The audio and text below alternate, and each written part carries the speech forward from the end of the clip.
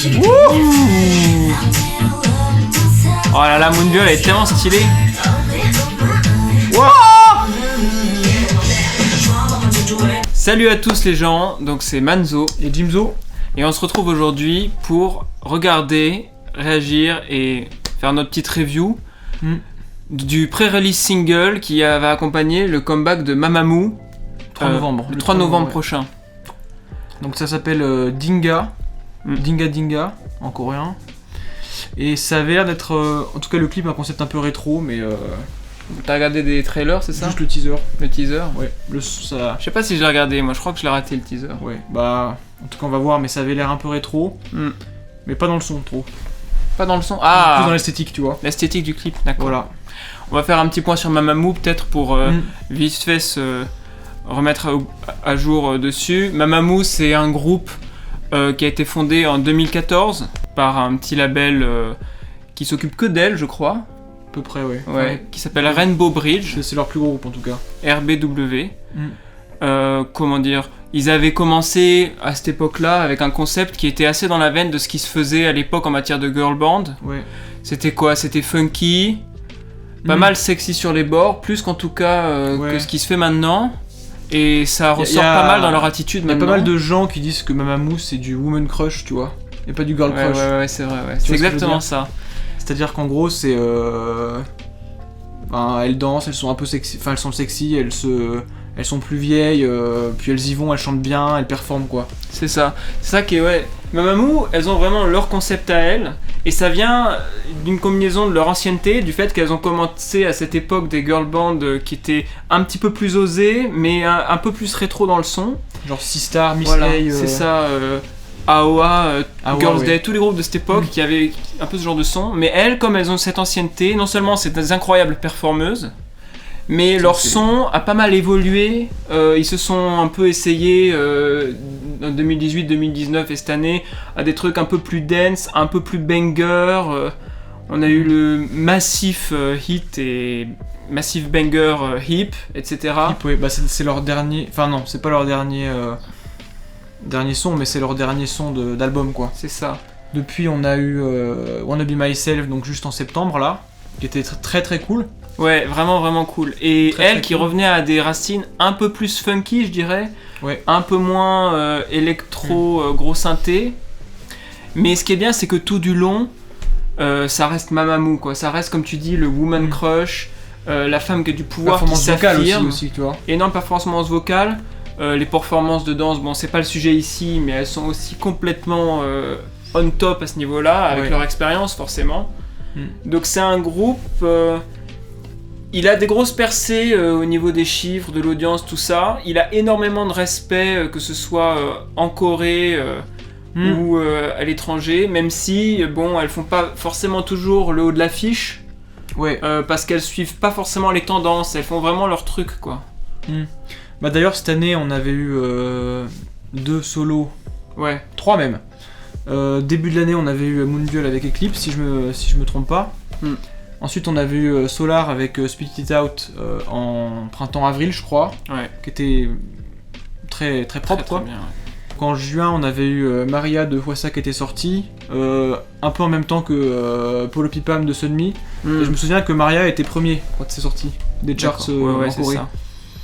Bah, enfin, Hwasa, c'est celle qui a la carrière solo la plus grosse quoi. Elle avait aussi développée, fait Tweet et puis le duo avec Loco entre temps. Ouais, avec le clip où elle est avec sa robe échancrée dans le dos qui dans était un très bar épicé là. quoi, mais qui était très épicé. cool.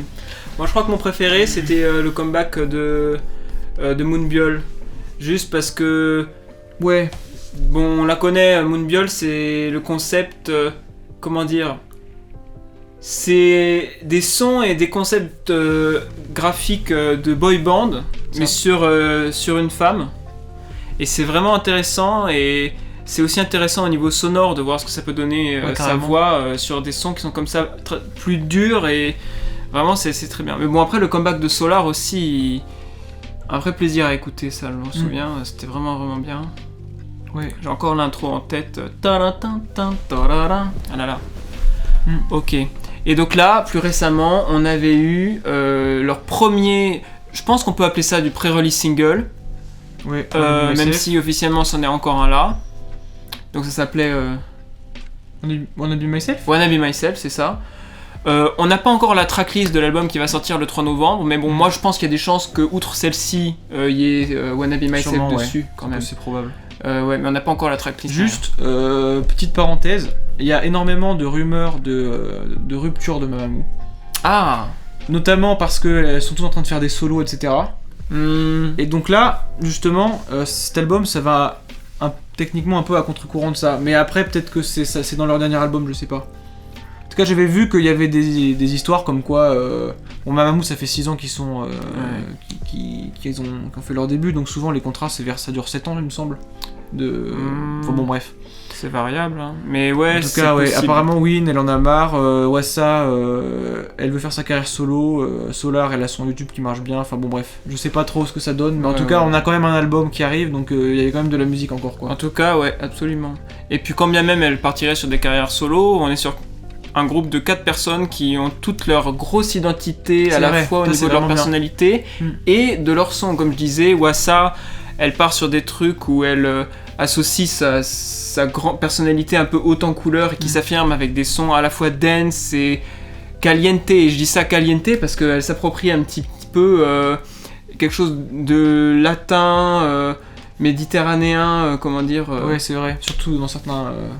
égoïstique, c'était très ça. Voilà, c'est ça. Moonbyul qui a son côté gender bending, on va dire. Tout à fait. Win, elle allait sur des sons qui sonnaient un peu indie, un peu Heise. Ouais. Et elle chante très bien, oui, non, c'est surtout très voix, quoi. C'est ça, des performances vocales bien accompagnées, mais peut-être pas avec une identité très marquée. Et donc Solar, c'était un peu plus R&B. C'était même Ragaton, hein, un peu ce qu'il avait fait. Ah, c'est vrai. Enfin voilà, on a vraiment 4 personnalités et on est très content que là, elles soient de retour pour nous donner un truc ensemble. Épaulé, donc, j'ai regardé vite fait les crédits par toujours les mêmes producteurs qui s'occupent des singles et des sons de Mamamoo depuis le début. Donc là, tout comme Wanna Be Myself, on a espoir d'avoir un son vraiment Mamamoo, pur jus, et on va voir ce que ça va nous donner pour cet album. On y va.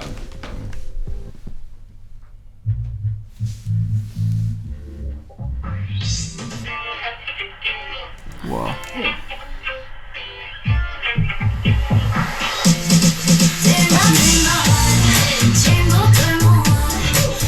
C'est funky en fait.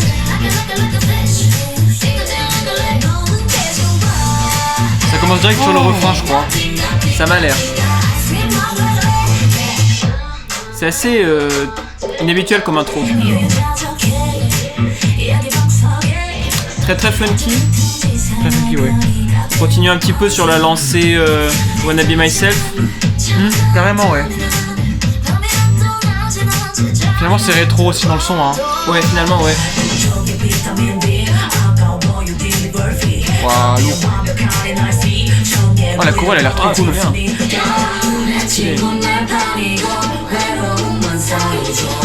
Oh, j'aime bien ça.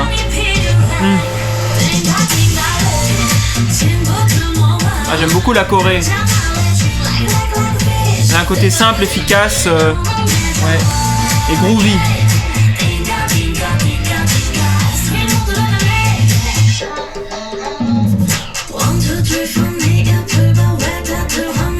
Ouais, stylé la voix là.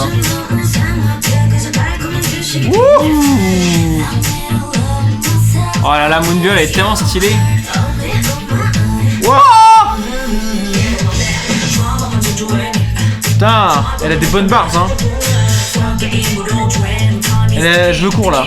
T'avais Solar qui faisait un peu un truc. Putain, j'en break et tout quoi. Waouh. C'est Win, elle a beaucoup de. T'as vu, Solar elle faisait un rap un petit peu avec une voix aérienne. Et du coup, après t'as Moonbyul qui arrive avec un truc vraiment. T'as vu l'outfit de Wassa ? Il est bizarre. T'as pas eu beaucoup de Wassa là. Non. Là, il y a un post-refrain là. Oh, le move. Waouh. Elle fait le hook. Ouais, enfin là, c'est le post-hook, non ? What the fuck ? Dance break. Ah, c'est moins rétro là.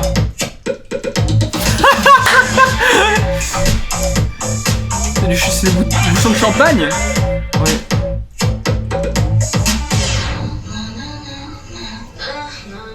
Qu'est-ce qui se passe? Qu'est-ce que ça veut dire, Dinga? À mon avis, c'est un onomatopée.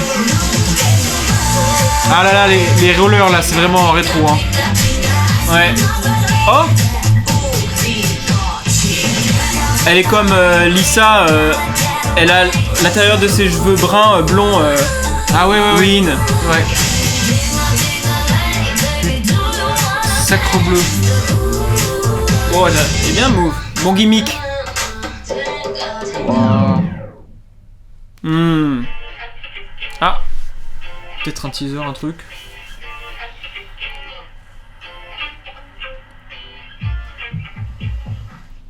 Vitamine D. Oh là là là là. What? C'est une pioche. Elle a joué à Minecraft? Non, elle va smasher des cœurs de mecs, non? Ça devait être un teaser, ouais. C'est un teaser du Really Single, je pense. Incroyable l'outfit de Wassa sur le truc. Bah c'était... Waouh. Ah, j'ai vraiment beaucoup aimé, moi. J'ai beaucoup aimé. Très... Ah, ça dure je suis 3 minutes impatient 50. de voir la choré, par contre, hein, la chorégraphie. Bon, on la voit bien déjà là. Hein. Non, mais en live, tu vois. Ah, en live, ouais. Ça, c'est des trucs. Mamamoo, elles sont connues pour faire des folies, tout ce qui est festival, tout ça. Ah, les mamas de. Concerts, machin.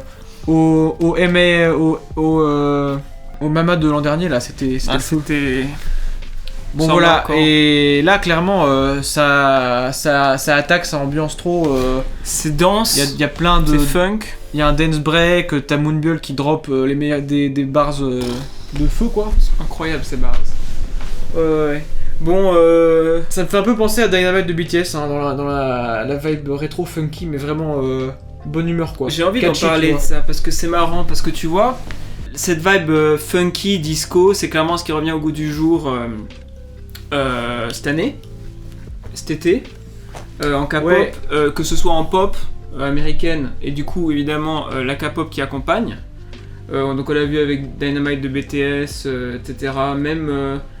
d'une certaine manière, Blackpink qui s'y remettait un petit peu dans leur approche tant du concept par exemple d'Ice Cream, etc., qui était un peu 50s, enfin. Ouais. Mais au niveau du son, je trouve que Mamamoo ont une espèce de légitimité par rapport à ça. Bah, Mamamoo, ils ont toujours fait des sons comme ça, tu vois. Parce qu'en fait, si vous étiez là en 2013, 2014, même jusqu'à 2015 pour écouter des girls bands de K-pop, après la période qui était un petit peu, disons, électro Gigi, il y a eu cette période des girl groups qui, très funky, qui hein. avaient... c'était de la pop. Parfois il y avait des trucs EDM, mais la base fondamentale, c'était une espèce de funk. Les basses étaient toujours des basses électriques. Ouais. Les rythmiques étaient toujours comme ça. Et les refrains étaient un peu du toujours néo-disco, si je puis me permettre. Les refrains étaient toujours là pour te faire ce genre d'ambiance, quoi. Et finalement, c'est un peu les racines de Mamamoo. Et là, Mamamoo, du coup, avec le retour à la mode de ce son, elles ont une espèce de légitimité, une espèce de contrôle. Et je trouve que le son sonne... elles prennent la place qu'elles ont toujours eue dans la mode actuelle, quoi. Exactement. C'est vraiment fort, parce que je le ressentais déjà un petit peu avec Wanna Be Myself. Ouais. Et là, je le ressens carrément. Mais même, tu vois, même si ça sonne rétro, je sais pas, c'est moins. Je trouve ça moins forcé que certains. C'est ça, c'est pas du tout forcé parce que c'est. Même dans le son, tu vois. C'est leur technique vocale, c'est leur. Même l'arrangement, tu vois, il sonne moderne. Il y a des moments où tu te dis, ça pourrait être du Mamamoo normal de l'an dernier, ou même du Mamamoo avant qu'il y ait la mode du rétro, tu vois. C'est ça qui est fort, c'est-à-dire que c'est rétro, mais ça sonne pas rétro. Ouais, c'est ça. On dirait pas qu'ils ont fait un effort pour nous transporter dans cette époque-là. C'est pour ça, quand j'ai vu le teaser, je me suis dit c'est rétro, pas rétro, rétro, pas rétro. Parce que du coup, devait y avoir juste un bout du pré-refrain, un bout du couplet. Et j'étais là, ça sonnait Mamamoo, tu vois. C'est ça. Et du coup, enfin. On sent que c'est des producteurs qui ont clairement commencé en faisant ça. Et pour eux, c'est naturel de composer une chanson comme ça pour Mamamoo. Et finalement, ça sonne à la fois moderne et rétro, sans qu'on ait l'impression que ce soit une machine à remonter le temps, vraiment, tu vois. Alors ils apportent un petit peu plus de rétro par le biais du clip. Oui, le clip est un peu rétro, mais le son est à la fois rétro et Mamamoo, tu vois, parce que Mamamoo ils ont toujours été funky. Et peut-être ce qui est rétro, c'est on verra ça à la réécoute, genre le son des synthés, tout ça. La basse qui slappe. Mais ça, il y a toujours eu Mamamoo, des trucs comme ça. Bah ouais. Même quand c'était un peu de jazz, tu vois, avec du piano, tout ça. De toute façon, Mamamoo, les basses, elles sont toujours un très très gros travail dessus. T'avais Hip, l'espèce de mélange de basse, guitare, son, là, c'était incroyable. Enfin bon. Est-ce qu'on se la réécouterait pas pour voir un peu justement ? On va 100% la réécouter. Le début était assez surprenant, on commence un petit peu au milieu du truc, mais on sait pas trop au milieu de quoi. Du coup, il y a eu 4 refrains, comme ça commence par le refrain. Ouais, c'est ça. On va réécouter. J'ai eu un ressenti que c'était extrêmement dense, mais pourtant 3 minutes 50, c'est pas court. 3 minutes... Non mais... T'enlèves l'intro, t'enlèves la fin, ça fait 3:10, 3:20 je pense. C'est pas... Non, c'est pas court, mais c'est dense quoi, c'est bien. Ok, bon allons-y. Bon allez, c'est parti, écoute. Donc là, elles arrivent dans une... C'est nouveau la France pour Win, non ? Non, je crois qu'elle a déjà eu... Bon bref, je sais plus.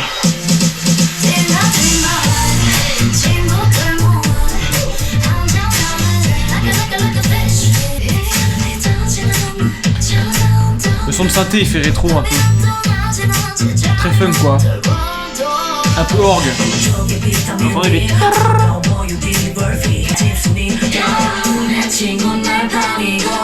Les harmonies vocales de... J'allais dire. Vous avez entendu, très important. Traitement vocal là il est super. Vous croyez que c'est du rap mais non. Synthé derrière là. Des violons synthétiques, disco totalement, mais totalement raccord avec le son girls band tradi dont je parlais. C'est le moment un peu doux là. Mais c'est marrant, c'est du rap avec une voix aérienne.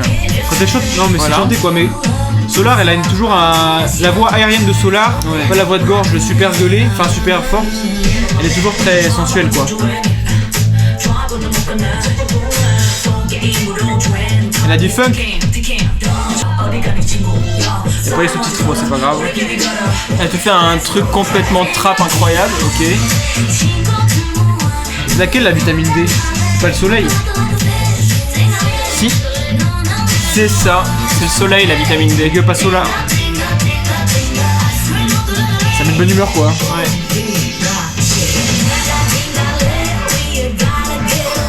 Solar là, elle est bien Solar hein. Wow, mais là c'est... À quoi ça me fait penser là ? Bah c'est de la dance de bois des milieux des années 2000 quoi. Ouais hein. C'est club, c'est super club quoi. C'est très club d'un coup. 2020 les mecs. Ils ont des masques. Et ils brillent.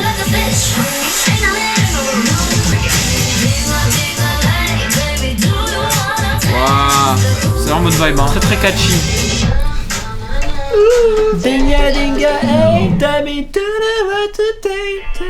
Non mais c'est parfait ce son, genre elles ont toutes leur place, à un moment donné ça marche tout bien. Solar elle apporte la sensualité, Wassa elle apporte une autre forme de sensualité je dirais, et puis de l'énergie quoi. Moonbyul elle apporte l'énergie fois 1000. Et Win c'est un peu le liant tu vois. C'est vrai ouais, c'est le liant ouais, c'est bien dit. C'est bien dit l'ami. C'est bien dit ouais. Bon, je me jette des fleurs. Oh, c'est tellement bien produit ce son. Ouais, de fond par là, enfin, c'est. Moi, c'est la basse qui me marque surtout. Ouais, moi aussi. La chimie basse. Elle est mise en avant et tout, et elle est variée. Même, j'ai l'impression que tous les sons, ils sont dirigés vers la manière dont la basse et la batterie fonctionnent. Ouais. Même les synthés, tu vois, il y a pas de nappe. C'est que des plugs courts. Des plugs qui genre. Ils ont une valeur rythmique presque avant d'avoir une valeur mélodique, et la mélodie en fait c'est que la voix quoi. T'as plein de petits bruits aussi, il y a un moment t'as des petits congas très discrets, t'as plein de... Les bruits de champagne là. T'as des bruits de champagne ouais. Je pense que c'est ça Dinga, c'est Chin Chin non. Dans les breaks avant les refrains t'as des petits passages avec de la 808 très discrète. Ouais c'est ça. Après, ça revient sur la basse quoi. Discrètement, bon évidemment il y a le passage club du dance break. Moi je sais pas à quoi ça me faisait penser et j'ai des doutes mais j'ai l'impression d'entendre une outro ou un dance break de Psy quoi, ça me fait trop marrer. Genre Daddy Ouais. Je sais pas. Daddy, I got it. Ce qui se passe, enfin c'est marrant, mais en tout cas, clairement, le truc, le backbone, le truc qui porte toute la chanson sur son dos, c'est cette basse qui a. Carrément. J'ai presque pas réussi à écouter autre chose. Hein. Là, on l'a écouté 3 fois en off. C'est ce que j'ai dit, si tu veux. Tous les éléments, ils sont là pour donner du mouvement à la basse. Ouais. Même il y a des petits mouvements de guitare, tu vois, mais très funk, genre c'est vraiment des petits trucs rythmiques, genre t'enquêtes à Quentin. Comme ça, tu vois. Les violons disco, les coups de violon disco. Des coups d'harmonie vocale. Il y a beaucoup de ça sur le truc de Moonbyul. Elle te balance, elle fait un petit ratata en rap. Et t'as un peu. Ouais, exactement. Oui, je vois le passage. Et même. Non seulement tous les éléments à la fois de la voix et des synthés, tout ça viennent renforcer la basse et ont une valeur rythmique, mais la basse elle a des tout petits changements hyper intéressants en rapport avec la batterie. C'est-à-dire que le truc fondamental qui carry un peu la chanson et qui est là notamment au moment du refrain évidemment, c'est un rythme don don don don don. Donc avec le temps d'avant le premier temps qui permet de renforcer ce côté groovy. Mais ce qui est super fort, c'est que parfois, il y a une espèce de... Je sais pas si c'est un triolet ou un truc comme ça, quelque chose qui vient au même moment que le snare. Et ça me fait vraiment penser à un groove des années 70-80. Ce qui se passe, ça fait... Tu vois ou pas? Ouais, ça décale un peu. C'est-à-dire que ça vient brouiller le snare avec des espèces d'attaques de basse. Il y a à peine une note. Et ça donne cette espèce de groove basse. Pour revenir à ça, tu vois, les genres disco, en fait, voilà. MJ, hein, Michael Jackson. Pour mettre un peu genre une espèce de pour expliquer le truc un peu clairement. Vas-y. La batterie de base, c'est Pumchak, 120 BPM, 125 BPM. Enfin, c'est le rythme de la danse, quoi, tu vois. Et ça va à fond, c'est. Mais t'as tellement d'éléments qui vont à contre-temps, qui rattrapent, qui ralentissent, que en fait c'est ça le groove si tu veux. La base elle est là, elle est solide, mais entre les morceaux de la base, ça fait que bouger tout le temps. Et t'as envie de refaire leur choré à l'infini. Et ce qui permet de rendre le morceau aussi dense et de le faire évoluer à ce moment-là, c'est que ces éléments qui viennent apporter du groove, ils ont en constante évolution dans la chanson. Parfois c'est de la voix, parfois c'est des synthés. La toute fin c'est... Comment dire, quand il relance le refrain après le dance break, il y a beaucoup de violons et de crash qui viennent grossir le son avec des nappes d'aigus comme ça. Mais et puis quand ils sont plus en train de changer le groove avec ça, ils te renversent carrément tout le rythme avec par exemple le passage avec la 808 trap de Moonbyul ou donc le dance break club. C'est discret, tu vois, c'est court, mais c'est dans la continuité, quoi. C'est ça qui est assez incroyable. Genre, enfin après c'est le groove qui gouverne tout, tu vois. Le groove gouverne. Et tant que t'as le groove, tu peux tout faire, quoi. C'est ça, Mais c'est ça qui est finalement, maintenant que j'y pense, tant que t'as le groove, ça évolue tellement que c'est pour ça qu'on ressent pas ça comme une espèce de juste clin d'œil au pur son rétro. C'est-à-dire qu'il y a cette espèce de mélange qu'on retrouve finalement tout le temps. C'est-à-dire par exemple, je sais pas, BTS quand ils ont fait leur son disco, qu'on adore évidemment, Dynamite. Ils ont pas tenté de mélanger de la house club en dance break ou de remettre de la 808 trap pour Suga. Suga, il fait un rap, mais sur dans Dynamite, le rap de Dynamite, il ressemble à genre du hip-hop des années début 80, tu vois, fin 70. C'est ça, ils sont restés complètement dans ce clin d'œil, dans cette machine à remonter le temps, alors qu'ici, on sent que les producteurs de chez Mamamoo ont une maîtrise due au fait que c'est leur son de base, quoi.